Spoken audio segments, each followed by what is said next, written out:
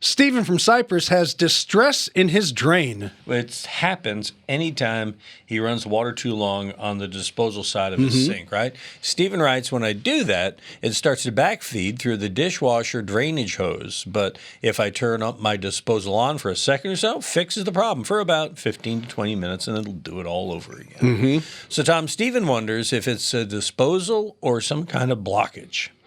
Neither.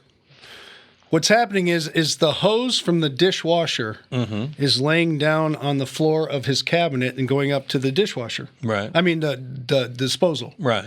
And so as the water builds up in there and you're putting junk in there, which you should be running it to clear it, it's running back down.